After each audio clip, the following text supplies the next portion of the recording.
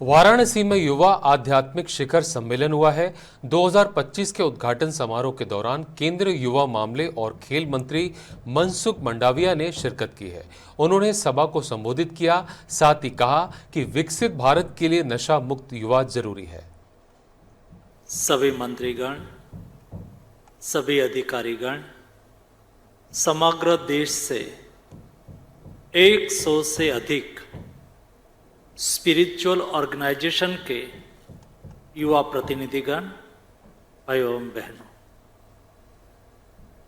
दोस्तों, हम 3 दिन के लिए देश के स्पिरिचुअल ऑर्गेनाइजेशन के युवा एकत्रित हुए। ये देश हम सबका है। 140 करोड़ का जनसमूह एक देश के रूप में एक समय के अनुसार, आवश्यकता के अनुसार एक संकल्प को वेग देने के लिए, एक संकल्प को आगे बढ़ाने के लिए यहां एकत्रित हुए। जब देश आजादी का अमृत महोत्सव वर्ष मना रहा था, उस वक्त 15 अगस्त 2022 को रेड फोर्ट से प्रधानमंत्री जी ने संबोधन करते हुए कहा था कि हमें 2047 यानी कि देश आजादी का शताब्दी वर्ष मनाता हो तब हमें विकसित भारत बनाना है। ये 25 साल का समय 75 से 100, 25 साल का समय अमृत काल का समय कहा।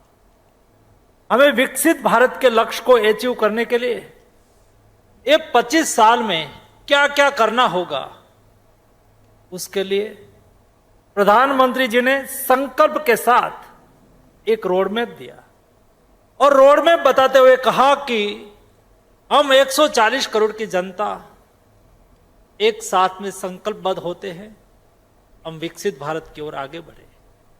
दूसरा प्राण रेड फोर्ट से लिलवाते हुए मोदी जी ने कहा था कि हमें विकसित भारत बनना है, लेकिन विकसित भारत हम तब बन पाएंगे जब हम गुलामी की मानसिकता का त्याग करेंगे। दोस्तों, ये देश 2000 साल तक परतंत्र रहा है। कभी हमारे पर हुणों ने शासन करा, कभी हमारे पर शकों ने शासन करा। 1000 साल तक इस देश पर आक्रांताओं ने शासन करा, 240 साल तक इस देश पर अंग्रेजों ने शासन करा। दोस्तों, 240 साल तक अंग्रेज के शासन के दरमियान 1857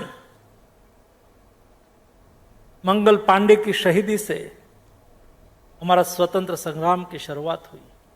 1947 यानी कि 90 साल के बाद देश आजाद हुआ। इस आजादी की लड़त में देश के 6 लाख युवाओं ने अपना प्राण का बलिदान दिया, तब जाके हिंदुस्तान आजाद